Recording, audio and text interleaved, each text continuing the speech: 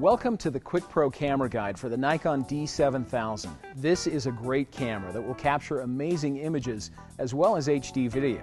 We hope you'll enjoy learning more about it with this instructional guide. This guide is meant to be a study tool to be used in connection with and not a replacement of your camera's owner's manual.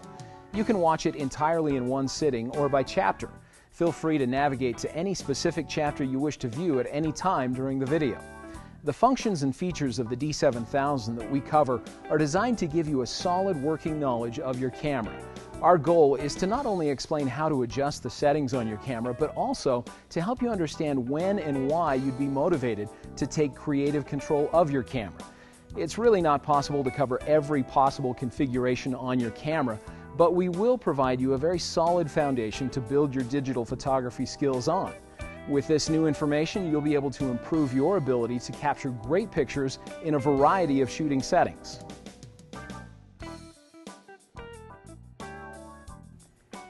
Let's begin with a quick overview of the major parts of the digital SLR camera. The first item is the lens. The lens magnifies and focuses an image. It also controls how much or how little light will enter the camera. The second element is the shutter. The shutter assembly reflects the image into the viewfinder. When you press the shutter button, the shutter opens for a very precise period of time to expose the image sensor to the focused image. The third component is the image sensor. The image sensor is a silicon chip that is exposed to the image, much like film in older cameras. It records the image precisely so it can be converted into a digital file for storage on a memory card. The memory card is used to store your images until they're archived onto a computer hard drive or burned to a CD or DVD.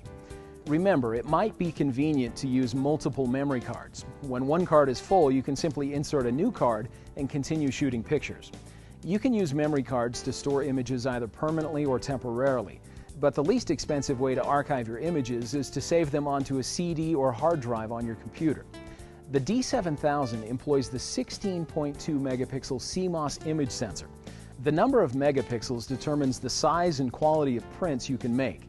With an image sensor this large, you'll be able to make high-quality prints of at least 12 by 18 when shooting with the camera's highest resolution. Whether you print your pictures or view them digitally, with some patience and practice in applying the concepts in this tutorial, you'll be able to create and capture the best pictures possible.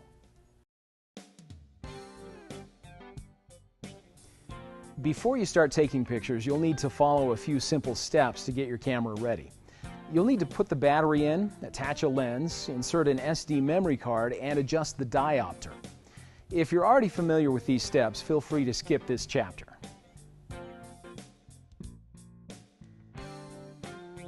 Let's first insert the battery into the camera. Make sure the battery is fully charged before moving forward.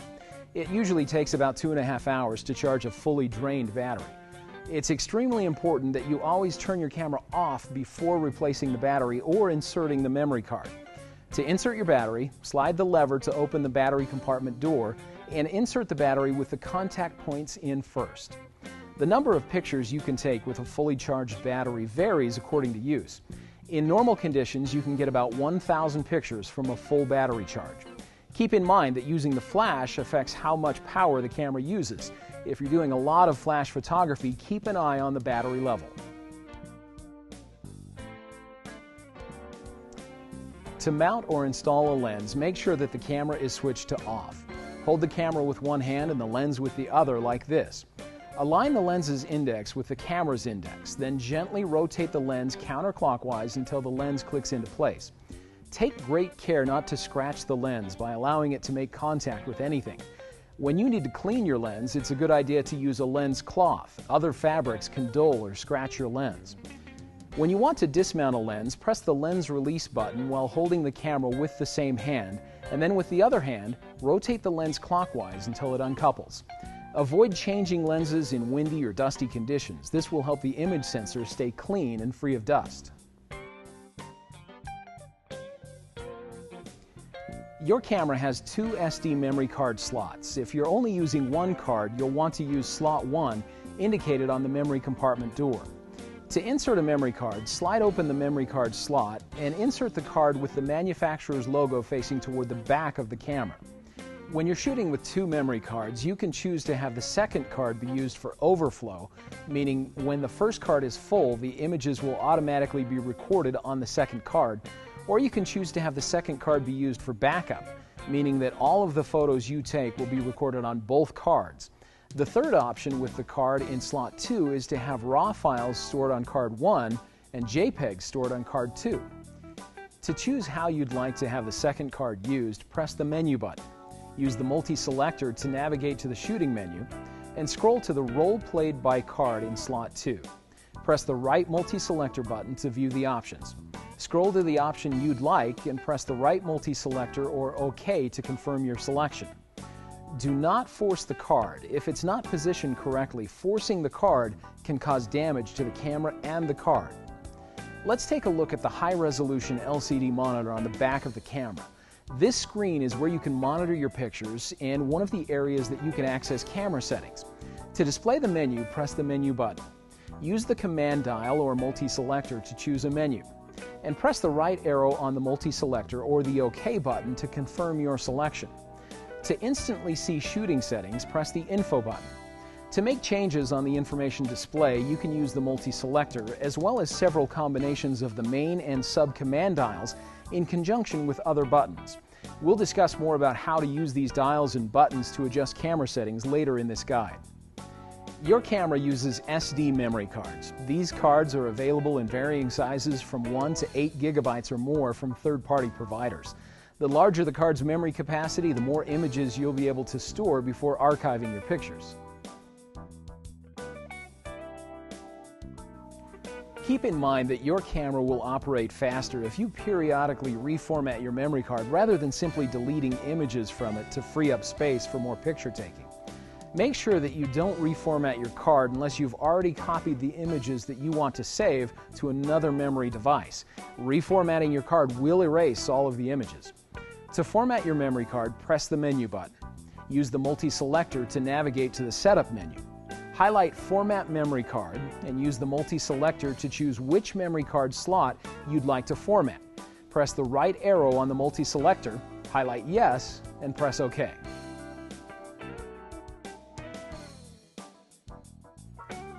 The last thing you'll want to do is focus the viewfinder. To do this, use the diopter adjustment dial located to the right of the eye cup. Rotate the dial until the automatic focus points in the viewfinder are in sharp focus.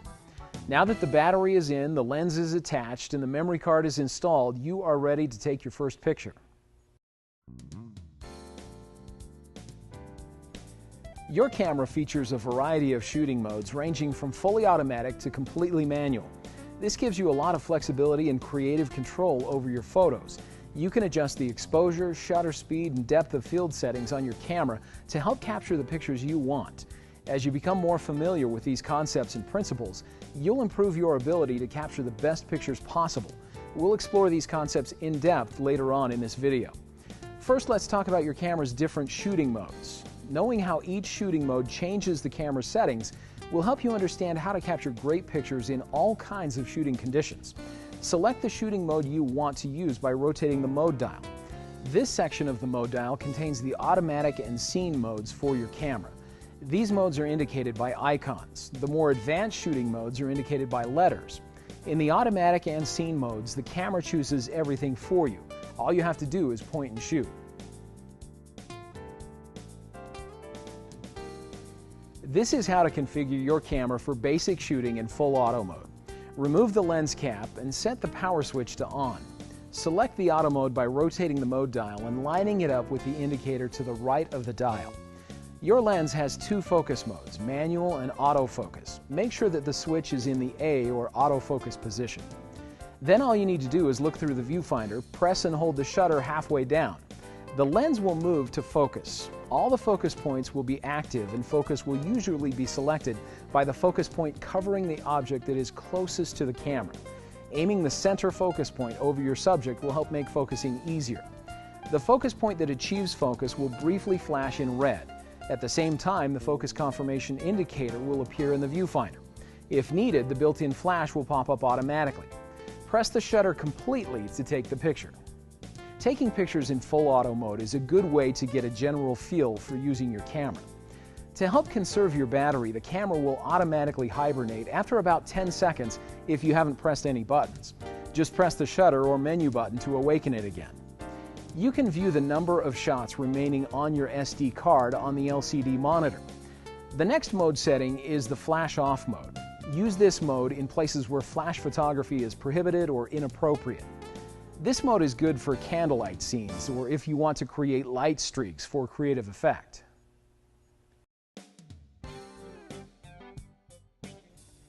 Now let's look at the scene modes. To access the scene modes, rotate the mode dial to Scene. To view and select the scene modes, press the Info button. The current scene mode is indicated by the icon on the top left corner of the LCD screen. The first scene mode is the Portrait mode. Use this mode when you want the subject to be in focus and what is behind the subject to have a soft focus. In Portrait mode, the aperture is set wide open. The aperture is controlled inside of the lens. An open aperture indicates that the lens will let all the light it can into the shutter. With a wide aperture, you'll get a short depth of field.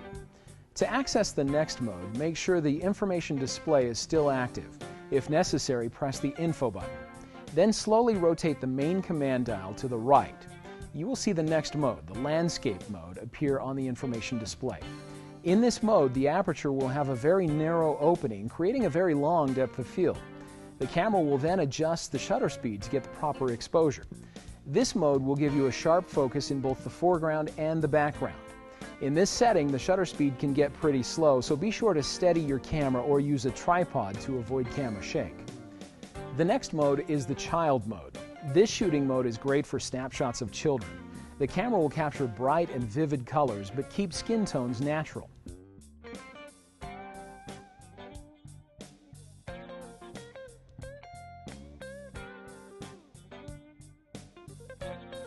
If you don't know the use or purpose of a scene mode, the camera has a help feature. Simply rotate the dial to select the scene mode of your choice and press and hold the Help Protect button. Here you will be shown an example image along with a brief explanation of the purpose of that mode. To capture fast-moving subjects, select the Sports mode. When shooting in Sports mode, the camera selects a fast shutter speed to help freeze the action. A telephoto lens is a good investment if you want to shoot great action pictures. A telephoto or long lens helps you get closer to the action.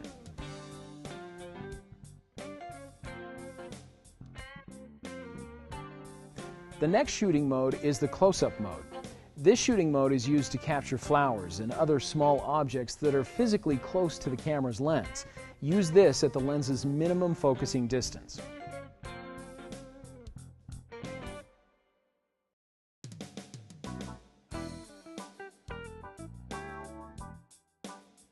The next mode, the Night Portrait mode, is designed to capture your subject and obtain a natural-looking exposure in the background.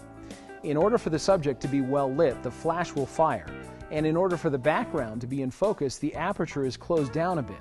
The shutter will open for a relatively long period of time, so hold the camera very still or support it with a tripod. If you have difficulty getting a sharp focus in this mode, try using full auto mode to see which mode helps you get the best looking picture. The Night Landscape mode is the next scene mode. Use this mode to capture night landscape shots that are lit by street lamps or other nighttime light. Shutter speeds in this mode can be very slow, so you will probably want to use a tripod. The Party and Indoor mode is good for capturing subjects and backgrounds indoors. The flash will fire automatically if needed. The Beach and Snow mode will help you capture the brightness of snow, beaches, and sunlit water. Use the Sunset mode to capture the vivid colors of sunrises and sunsets. The Dusk and Dawn Scene mode will help you capture the colors often seen in the weak light before sunrise or after sunset. The Pet Portrait mode makes it easier to capture photos of pets or other fast-moving subjects.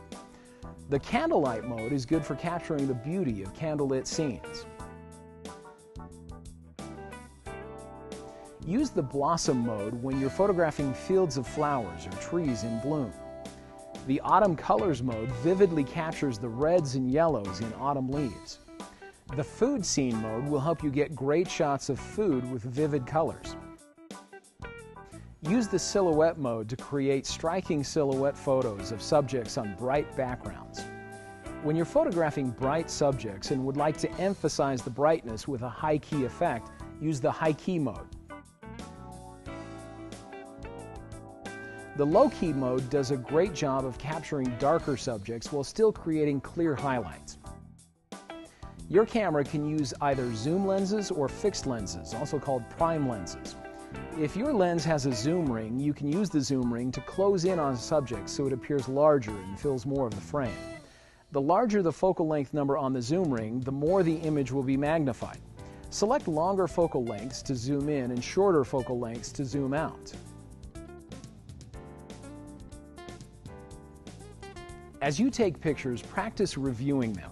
Remember, you don't have to pay for film with digital cameras, so take as many pictures as you want and simply delete the images that don't turn out. To view the images captured on the SD card, press the playback button. Then use the multi-selector to scroll through the pictures. To zoom in on a picture, press the magnify button to enlarge the image and the multi-selector to view the desired part of the frame on the LCD monitor. Press the shutter halfway down to cancel this mode to continue taking pictures. To delete an image, press the playback button, select the picture you want to delete, then press the delete button. Press the delete button again to erase the image. The image will then be deleted from the memory card. Once an image is erased, it cannot be recovered. Make sure you no longer need the image before erasing it.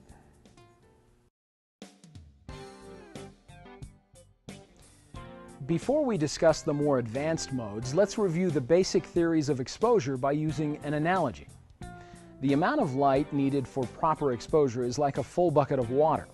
The water tap used to fill the bucket is like the aperture or opening on your lens.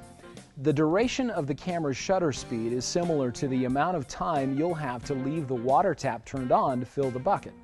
The wider the tap is open, the more water will come through the nozzle into the bucket. This means the tap will only need to be open for a short amount of time. If the tap only has a narrow opening, on the other hand, water will only trickle into the bucket, and you'll need to leave the water turned on for a much longer period of time to fill it up. Aperture is related to shutter speed in a similar way. If the aperture is small, you'll need to have a slower shutter speed to gather enough light to capture the appropriate exposure.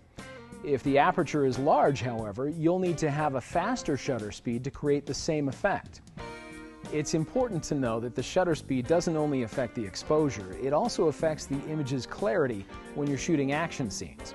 A fast shutter speed will freeze a moving object, and a slow shutter speed will blur a moving object.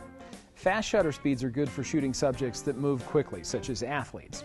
Slow shutter speeds are useful when you want to blur the action. This can be good if you're trying to capture the movement of water or streaks of light at night. It's also important to understand the secondary effects of aperture.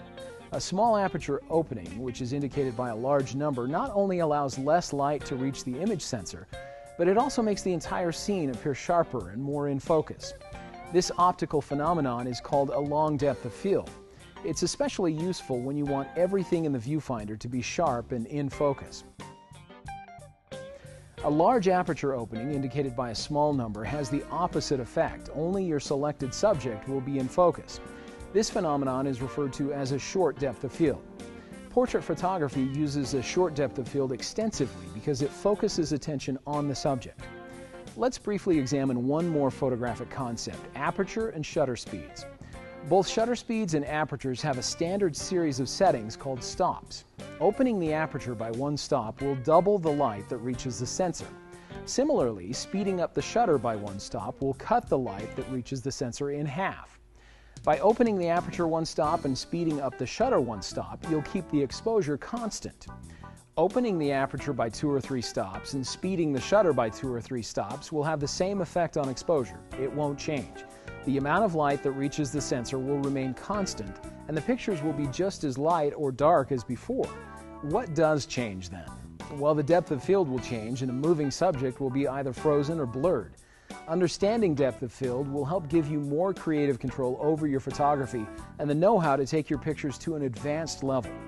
The shutter speed on your camera ranges from 30 full seconds to 1/8,000th of a second, meaning the shutter opens from 30 seconds to 1/8,000th of a second.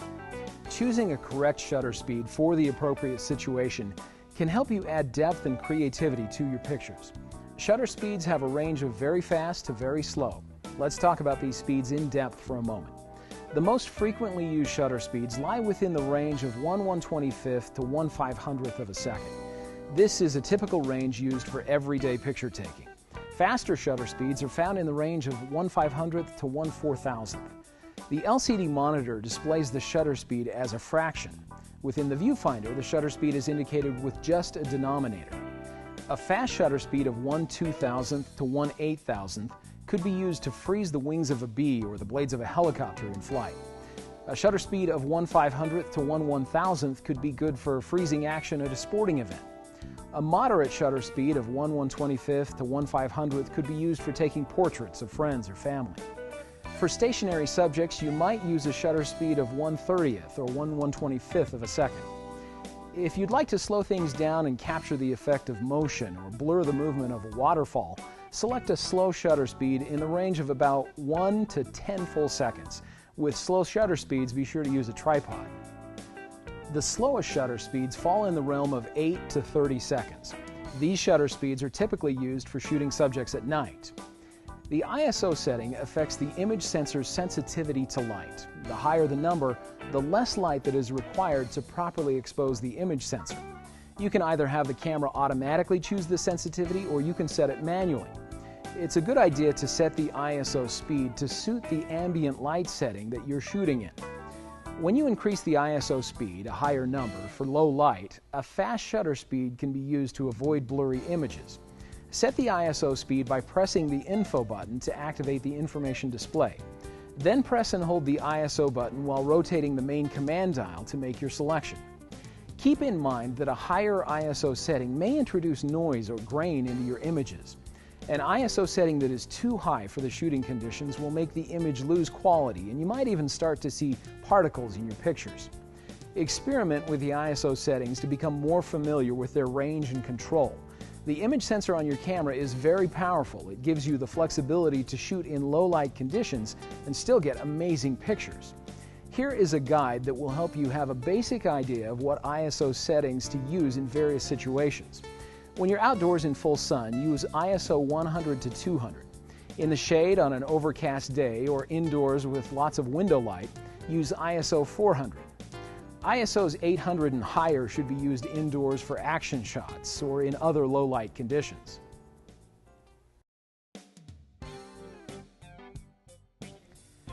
Now that you are familiar with the automatic and scene modes on the mode dial, let's take a look at the other shooting modes. The first mode is called Flexible Program Mode and is represented with a P on the mode dial. In this mode, the camera automatically adjusts shutter speed and aperture for optimal exposure. Use this mode when you want to leave the camera in charge of shutter speed and aperture. To operate in this mode, turn the mode dial to P, press the shutter button halfway down to activate the viewfinder and to focus, then press the shutter all the way down to take the picture.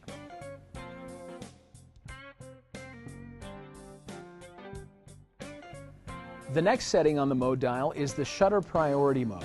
Use this mode when you want to set the shutter speed and have the camera automatically select the proper aperture value. To shoot in this mode, set the mode dial to S. Rotate the main command dial to select your desired shutter speed.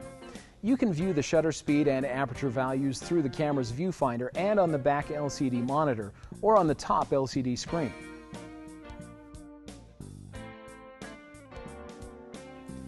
The next setting on the mode dial is the Aperture Priority Mode. When shooting in this mode, you'll set the aperture value and the camera will calculate the shutter speed necessary for a proper exposure. Select this mode when you want to create a long or short depth of field.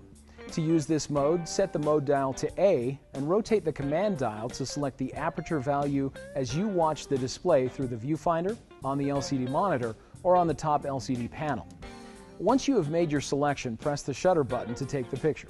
When the f-stop is a small number, the aperture has a large opening, letting in more light, creating a short depth of field. This blurs the background and the foreground. When the f-stop is a large number, the aperture has a small opening, letting in a small amount of light, creating a long depth of field. This keeps the background and foreground in sharp focus. Remember, you can change the ISO setting to make your image more or less sensitive to light to match the ambient light you're shooting in.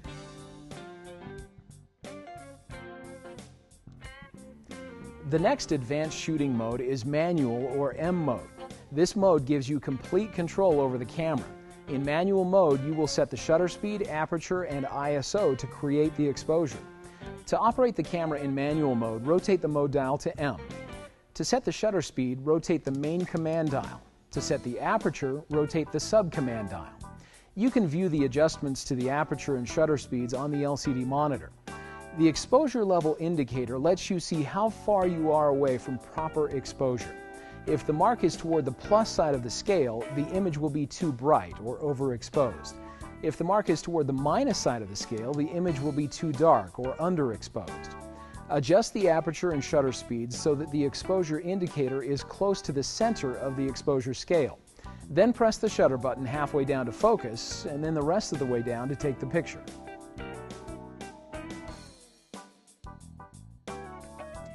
An added feature of the D7000 are the user settings modes indicated by a U1 and a U2 on the mode dial.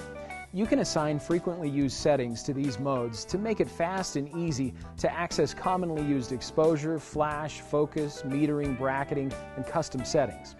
To assign user settings to one of these modes, rotate the mode dial to the P, S, A, or M mode. We'll choose the aperture priority mode. Next, make adjustments to exposure. We'll set the aperture to f8.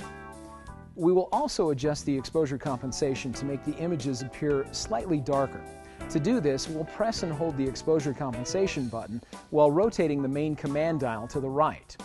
Numbers with a minus sign indicate that the image will appear darker. Numbers with a plus sign indicate that the image will appear brighter. We'll also change the white balance setting to shade.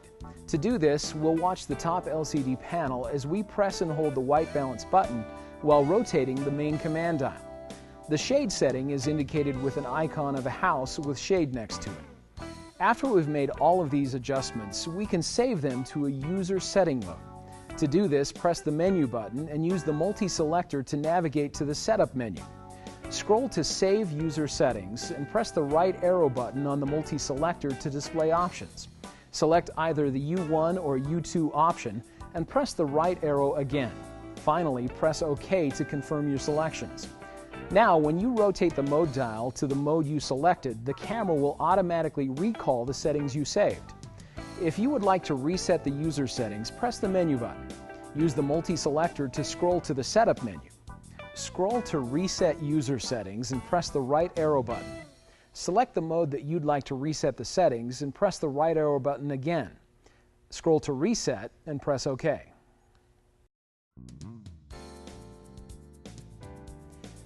The Nikon D7000 has a sophisticated live view mode. In this mode, you can shoot while viewing a real-time image on the camera's LCD monitor. To shoot in live view mode, rotate the live view switch to LV. The view will be displayed on the camera's LCD. Your battery will not last as long using live view, so keep an eye on your battery meter. Warning, do not direct the lens into the sun while in live view. The sun's heat can damage the camera's internal components. Next, choose one of the focus modes. Rotate the focus mode selector to AF and press and hold the AF mode button while rotating the main command dial.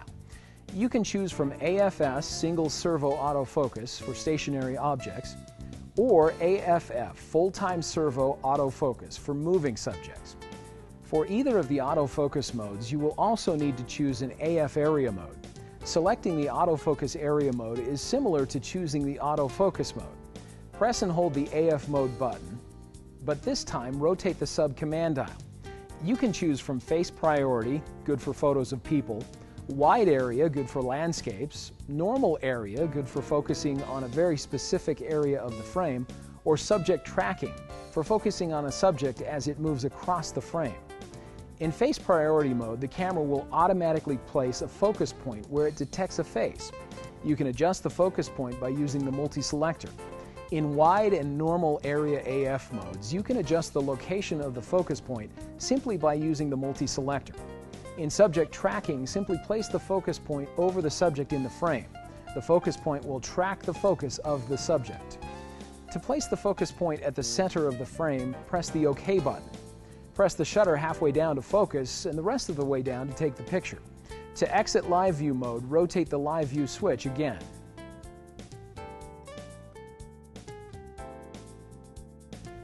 Your camera is also capable of recording amazing quality HD movies with audio.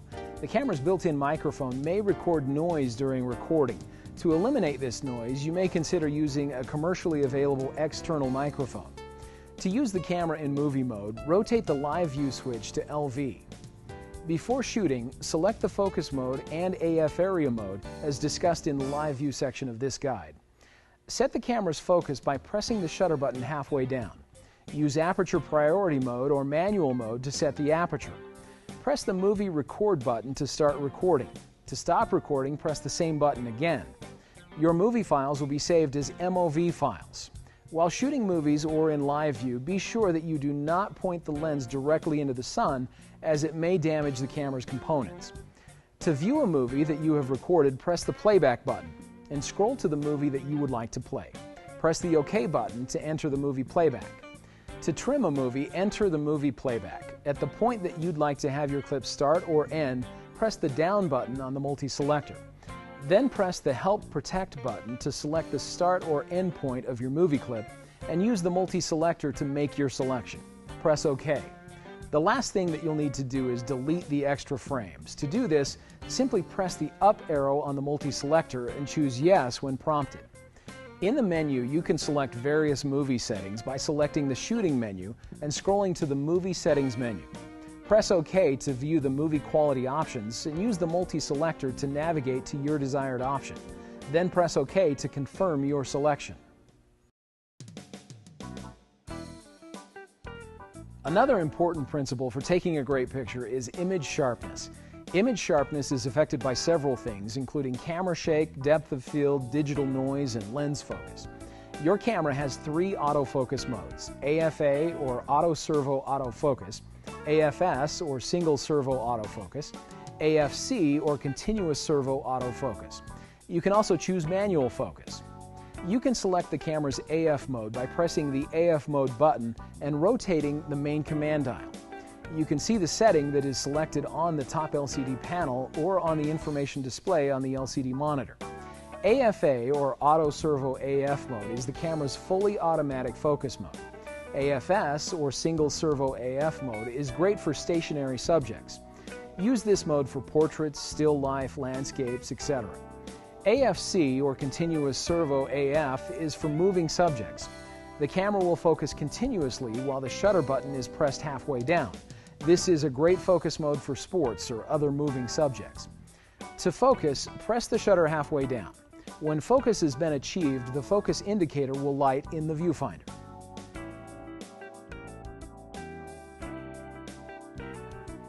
In addition to the focus modes, the Nikon D7000 has AF area modes, which determine how the focus point for autofocus is selected. Choosing an AF area mode is much the same as choosing the AF mode.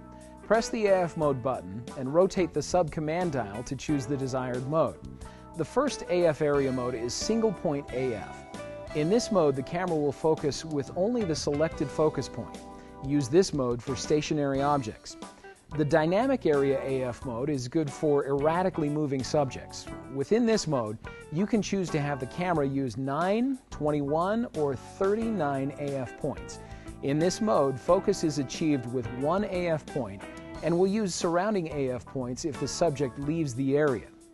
Auto Area AF is the camera's fully automatic AF area mode. The camera automatically focuses on the subject. The final AF area mode is 3D tracking. In this mode, the camera focuses on a single focus point and tracks the subject as it moves through the frame. It's a good mode to use for moving subjects. The viewfinder has 39 AF points. By selecting a suitable AF point, you can shoot with autofocus while framing the subject as desired.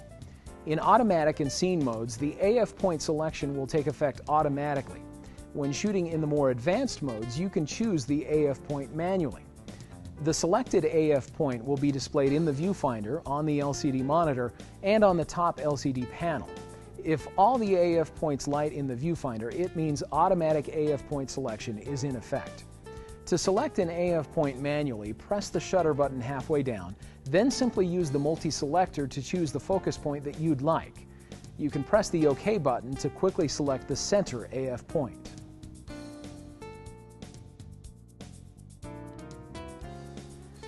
Another cause of poor focus is camera shake. This happens when the camera moves while the shutter is open, exposing the image sensor. Always try to steady the camera. Holding it with two hands and pressing the viewfinder gently against your face will help. You can also lean against something or use a tripod, a monopod, or even a beanbag to steady the camera. You can also reduce the effect of camera shake by selecting a fast shutter speed. This reduces the amount of time the image sensor is exposed to shaky conditions. A helpful rule of thumb is to set your shutter speed to 1 over the focal length. Confusing? Let me explain. If the focal length of your lens is 300 millimeters, for example, you should set your shutter speed to at least 1/300th of a second. If the focal length is 30 millimeters, you might get by using a shutter speed as low as 1/30th of a second.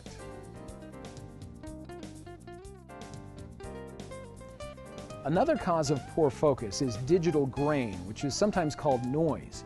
You can avoid noise by not enlarging an image too much. If you know that you must enlarge an image, select as large a file format as possible. You can also keep out noise by photographing subjects that have good contrast. Finally, to keep noise out, you can let your camera cool off for a moment before shooting more pictures after heavy use. An overheated image sensor can add noise to your pictures.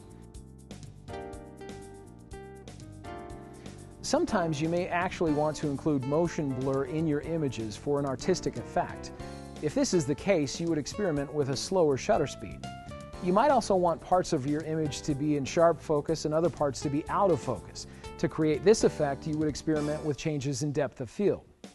Proper exposure is clearly a major part of taking good pictures. By changing the aperture and shutter speed, you can change the depth of field and affect whether a moving object is sharp or blurred. You can make depth of field changes while keeping exposure just the way you want it.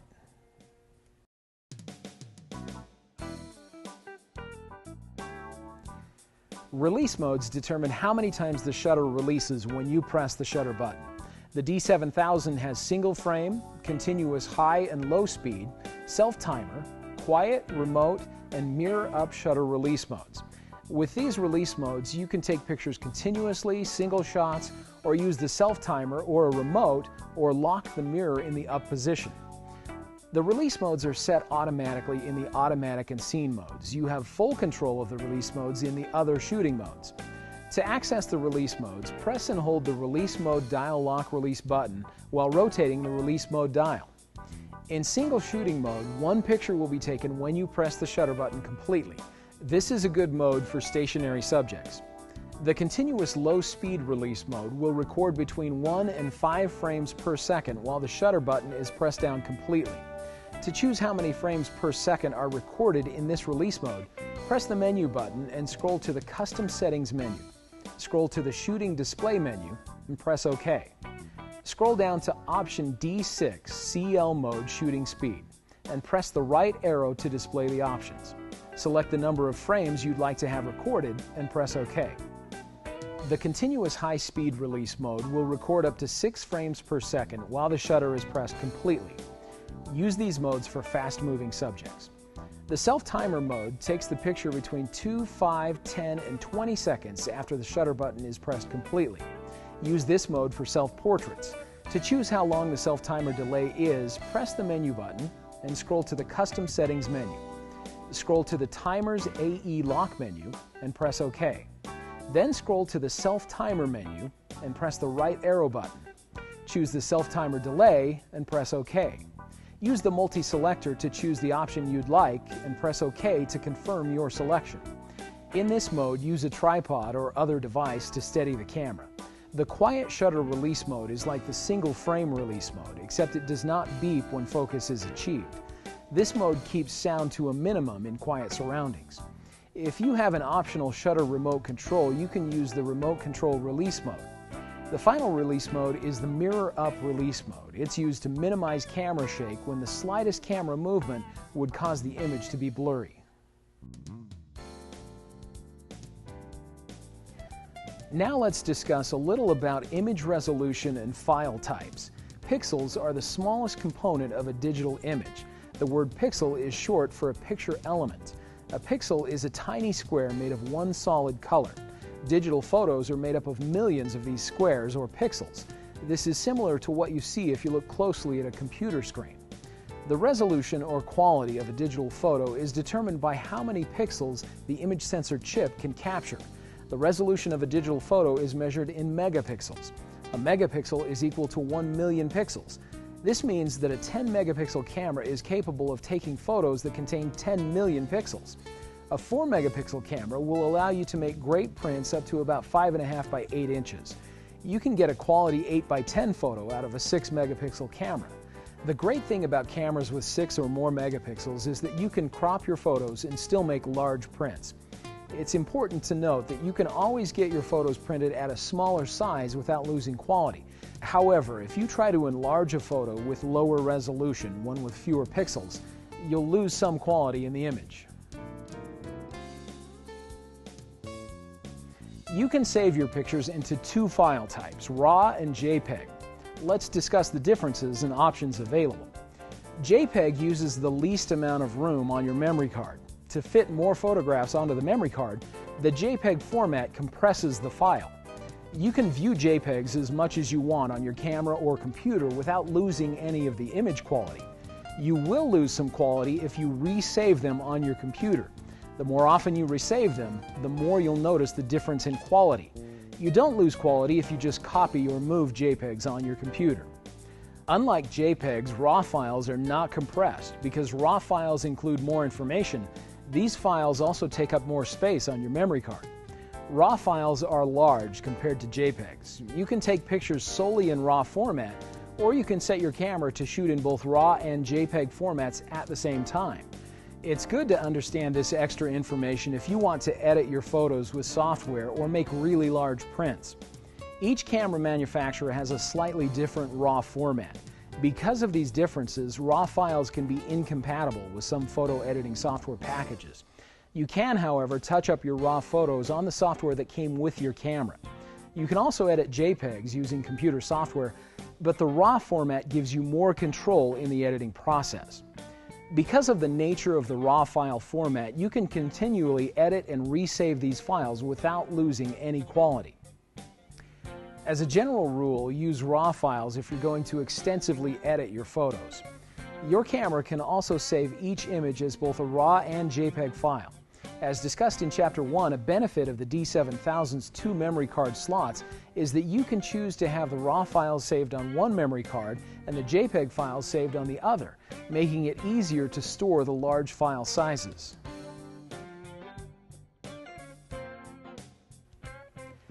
Set the image recording quality to suit the intended image size for printing. The image quality settings are easily accessible in the information display.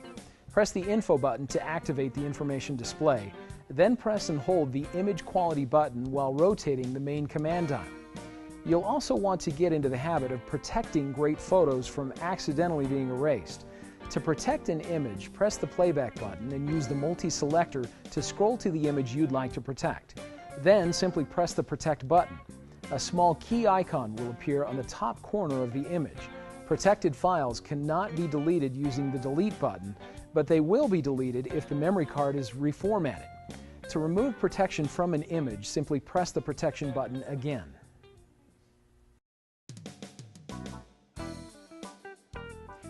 Your camera has a built-in feature called Picture Controls, which allow you to customize the look of your image. There are 6 picture controls, including Standard, Neutral, Vivid, Monochrome, Portrait, and Landscape. To view and select the picture controls, first make sure that your camera is set to P, S, A, or M shooting mode. Then press the Info button once to activate the information display, and a second time to access the settings. Use the multi-selector to scroll to the picture control setting and press OK. From this menu, you can choose the picture control you'd like to use. The standard picture control is the default setting, and it offers standard processing and balanced results. This is a good picture control for general situations. The neutral picture control is a good setting to choose if you wish to process your images with your computer. Colors in this picture style are natural and subdued. The vivid picture control is great for images with primary colors that you'd like emphasized. The monochrome picture control is useful when you would like to take black and white photographs. Note, images in this setting cannot be converted to color later. The portrait picture control is great for portraits. It offers pleasant skin tones and textures. The landscape picture control is good for taking pictures of scenery or cities outdoors. Let's modify a picture control. First, we'll select a picture control to modify. We'll choose Vivid. To adjust the settings, we can use the arrows on the multi-selector. To make the color on the Vivid picture control a little less saturated, select Saturation and use the multi-selector to choose a value toward the minus side of the scale. Press OK to save changes. Picture controls that have been modified are shown with an asterisk in the picture control menu. The D7000 has a feature called active delighting. When enabled, this feature will preserve detail in images with high contrast. This feature is most effective when used with matrix metering mode, which will be discussed later in this guide. To use active delighting, make sure that your camera is set to P, S, A, or M mode and press the menu button. Scroll to the shooting menu and scroll to active delighting. Press the right arrow on the multi-selector to display options. If auto is selected, the camera will automatically adjust active delighting according to shooting conditions. Extra high will preserve the most amount of detail in highlight and shadow areas, and normal and low will preserve less detail. Now let's discuss white balance. It's important to understand that the quality of your pictures is affected by the color of the surrounding light and how the camera's electronics process that light. Compensating for varying light conditions is referred to as setting the white balance. Most light looks white to an untrained eye, but it can be composed of a range of different colors. For example, the color of sunlight is different in daylight, in the shade, or in cloudy conditions. Daylight, for example, is fairly blue and fluorescent light is fairly green. If your camera is set to shoot in daylight, but you're shooting in a setting with fluorescent light, your image will look overly red. Proper camera white balance takes into account the color temperature of a light source, which refers to the relative warmth or coolness of white light. Human eyes are very good at judging what is white under different light sources. However, digital cameras often have great difficulty determining auto white balance, or AWB. Incorrect white balance can create unattractive blue, orange, or even green colors in your photos, which are unrealistic and can be detrimental to your portraits. The white balance scale is expressed in measurements of Kelvin. The higher color temperatures, measured in the area of 5600 Kelvin to 7500 Kelvin, represent situations like a sunlit or cloudy day. These shooting situations have a greater amount of blue tones and a lesser amount of red tones. Lower color temperature situations are measured in the area of 3200 Kelvin down to 1900 Kelvin and are found in lighting situations like standard lighting from a tungsten light bulb or candlelight. These types of shooting situations are found on the lower end of the spectrum and produce greater amounts of red tones and lesser amounts of blue tones. Once you get acquainted with the camera's preset white balance settings, you can try setting your own by using the camera's custom white balance feature. To use this tool effectively, you will want to be familiar with the color temperature that is most effective for your shooting situation. Again, most light looks white to an untrained eye. Setting your white balance will help your pictures have the proper coloring. If natural-looking colors cannot be obtained with auto white balance, you can set the white balance manually to suit the respective light source. In the auto and scene modes, the white balance will be set automatically. Your camera will attempt to automatically determine the white balance when it's set to the auto white balance mode. This is the default setting, but you can get better results by setting a preset white balance or by manually customizing the white balance. Here are some of your options. To access the white balance settings, simply press and hold the white balance button while rotating the main command dial. You can see the settings on both the LCD monitor and the top LCD panel. We've already covered the AWB setting. In this mode, the camera will automatically set the white balance for you. The incandescent light setting is used when taking pictures under common light bulbs. It reduces the reddish tones in a picture. This setting is marked with a light bulb icon. The fluorescent light setting is great for taking pictures under fluorescent lighting. The next white balance setting is direct sunlight. Direct sunlight is a great setting for taking pictures in the sunlight. This setting is marked with a sun icon. Use the flash setting when you're using the built-in flash or an external flash unit. Use the cloudy setting when taking pictures on days that are overcast. This is marked with a cloud icon. The shade setting is great to use when you're taking pictures in the shade. It reduces the bluish tones in a picture. This setting is marked by an icon with a house with shade. The next icon is the Choose Color Temperature icon. Use this setting if you know the color temperature of the light you are shooting in. The last icon is the Preset Manual or Custom White Balance option. Use this setting when you want to manually set the white balance for a specific light source for better accuracy. This is done by taking a picture of a white card or object and then selecting the image for the camera's electronics to reference. An 18% gray card, which can be purchased at your local camera store, will give you the most accurate results. You can also use a white card, an object like a shirt, or a piece of paper to achieve similar results. To set a preset manual or custom white balance, press the white balance button and rotate the main command dial until PRE is displayed.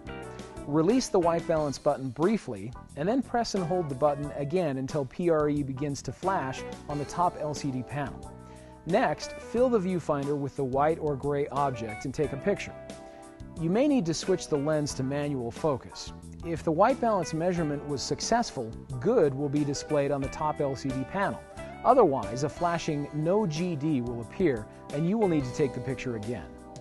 Be aware that custom white balance settings are not a one-size-fits-all solution. These settings are very specific to each lighting situation. You should reset the preset manual white balance every time the lighting conditions change.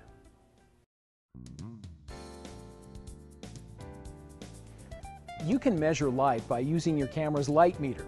By measuring the light in each part of the frame, you'll get a sense for how bright or dark the various areas are. If an area is too bright, it will be clipped by the image sensor and appear completely white. If an area is too dark, it will appear grayish and full of noise. There are three ways you can measure light. These are the camera's metering modes. To access the metering modes, press and hold the metering mode button while rotating the main command dial. The first metering mode is called evaluative metering. This is an all-around metering mode suited for portraits and even backlit subjects. The camera sets the exposure automatically to suit the scene. This is a good mode to use for many situations, but sometimes when the scene is very bright or very dark, you'll want to use a different metering mode. The center weighted metering mode is weighted at the center and then averaged for the entire scene. This mode is also good to use with portraits or other general picture taking. Spot metering is for metering a specific part of the subject or scene. The metering is weighted at the center at about 3.8% of the viewfinder area. Use this mode when there is sharp contrast between the subject and the background. When you're choosing which metering mode to use, be sure to pay close attention to the light in the situation and the light that is falling on your subject. When light shines directly onto your subject from a bright lamp or other source, it usually creates stark contrast and pronounced shadows. It's generally more flattering to shoot under cloud cover, in the shade, or with reflected or diffused light. A good example of diffused light is light that reflects off an umbrella or shines through silk. The direction of the light will impact how your picture turns out. Try moving your subject around and bouncing and reflecting light to achieve the look you're after. By shining a bit more light on one side of an object than another, you'll create depth in the photo. This is an important quality for great images. The greater the contrast between the light and dark portions, the more dramatic your photo will look. As we talked about previously, a great photo will show a full range of light. You'll have bright spots, dark spots, and everything in between. Arrange your subjects and adjust your lighting until you achieve a great balance of highlights, midtones, and shadows. You can use backlight to underexpose a subject that's in the foreground. This will create silhouettes, which can be a great artistic effect.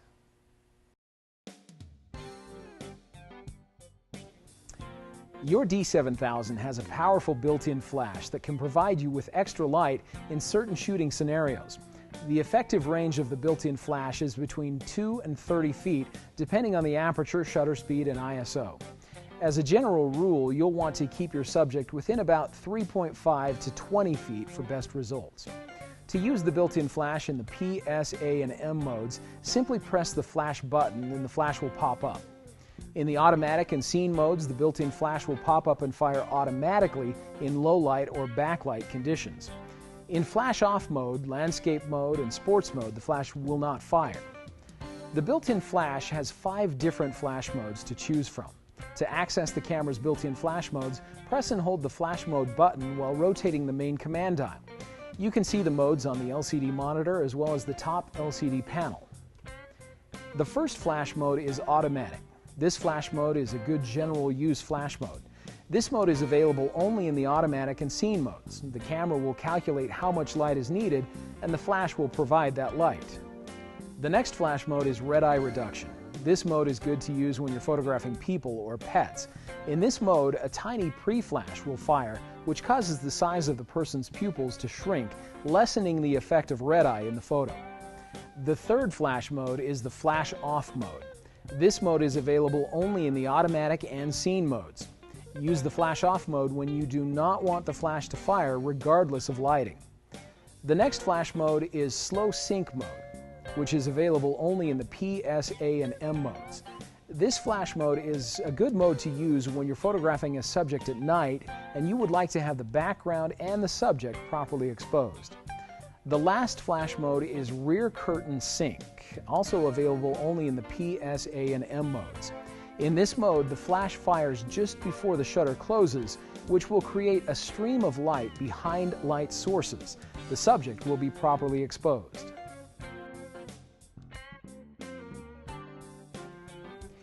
If the image is too bright or too dark, you can use flash exposure compensation to make adjustments. To set the flash exposure compensation, press and hold the flash button while rotating the sub-command dial. Numbers with a minus sign mean that the flash will produce less light. Numbers with a plus sign mean that the flash will produce more light. Another important element of a good photo is composition, including the angle and magnification that you choose for the image. You can move around to change the angle that you're taking the picture from. By doing this, you can shoot pictures from slightly above, below, or to the side of your subject to achieve just the right look. You can change the look even more by moving closer or farther away. Close-ups are great, and you'll want to include the eyes. Make sure that they're well lit. Sometimes a full body shot or even a shot from farther back can help you establish your location and situation, which may be just the look you're going for. Practice changing your angle to get some really great shots.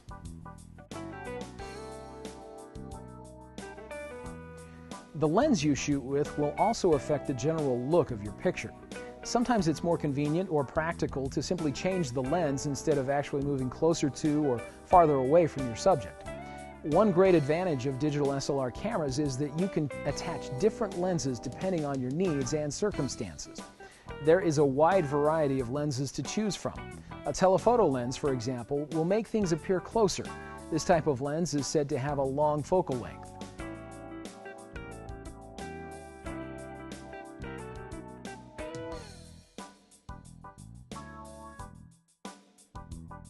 A common focal length for great portrait photography is about 100 millimeters. A normal lens is considered to be about what the human eye sees, something between 40 and 50 millimeters. A wide-angle lens will make things appear farther away and can also distort the image in some very interesting ways. This type of lens is said to have a short focal length.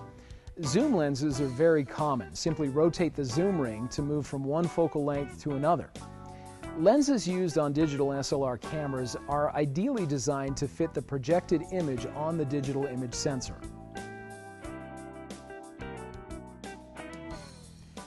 Let's talk a little more about composition. The placement of objects is critical if you want to make your photos look finished and artistic. It's a good idea to showcase the main subject.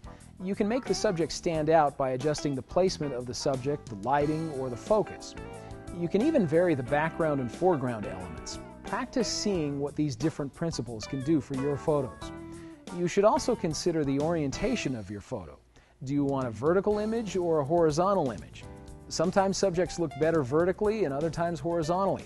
It depends on the look and feel that you're going for. It's also important to think about placing the horizon line. The horizon is where the sky meets the land. A great photo will typically show the most important subjects in the upper portion of the frame where the eyes naturally want to look. But sometimes it works best to divide the picture horizontally by the horizon.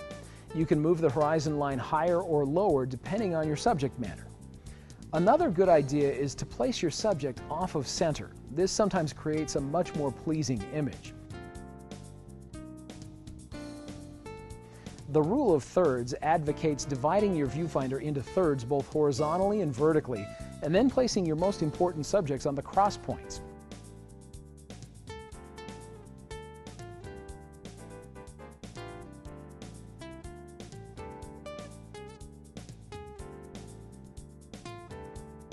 A great photo is often simple. Remember that it sometimes requires patience to get just the right shot.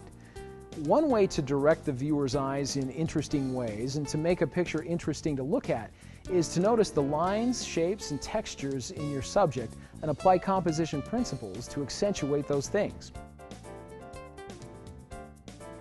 Sometimes a great picture is waiting for you in the patterns and repetitions of daily life that often go unnoticed.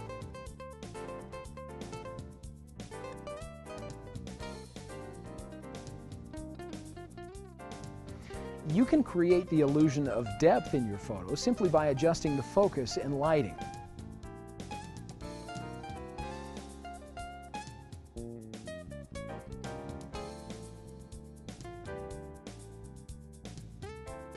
Finally, use foreground objects and natural frames to enclose and give context to your primary subject.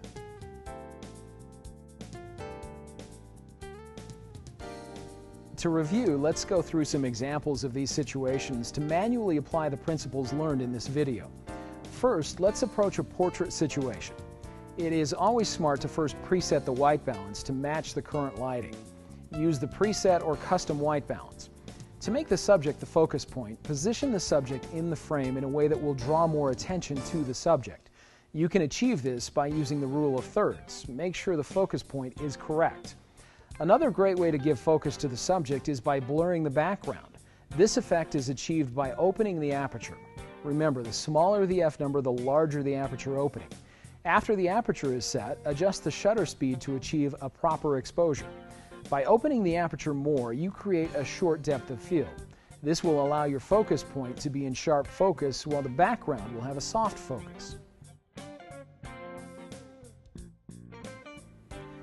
The next common situation is a landscape. You will usually want the whole landscape to be in sharp focus. To achieve this, the aperture will need to be set for a very narrow opening. Remember, the larger the f-number, the smaller the depth of field. A small opening creates a very long depth of field. This mode will give you a sharp focus in both the foreground and the background. Then adjust the shutter speed to achieve a proper exposure. In this setting, the shutter speed can get pretty slow, so be sure to steady your camera or use a tripod to avoid camera shake.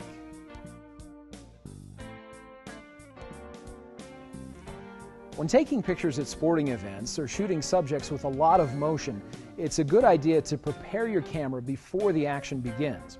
Here are some tips to help you prepare.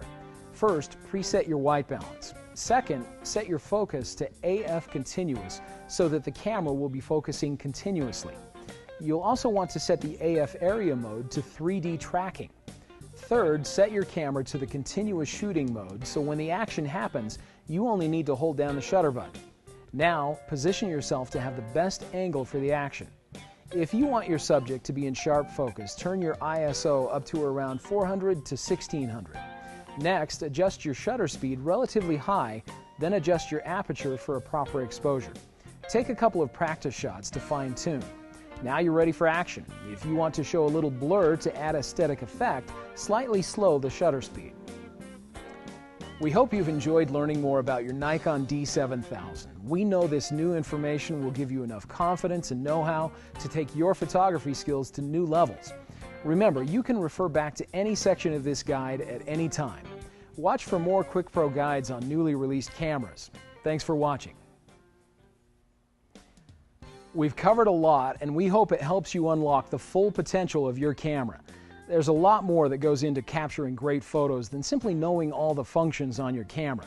QuickPro Camera Guides has developed a series of DVDs that walk you through important photography tips to give your photos the wow factor. You'll learn the tricks and tips that the pros use to capture amazing images, and you'll learn how to control your camera's settings to take pictures that will amaze your family and friends. Just go to QuickProGuides.com to see our full line of instructional DVDs and camera-specific tutorials.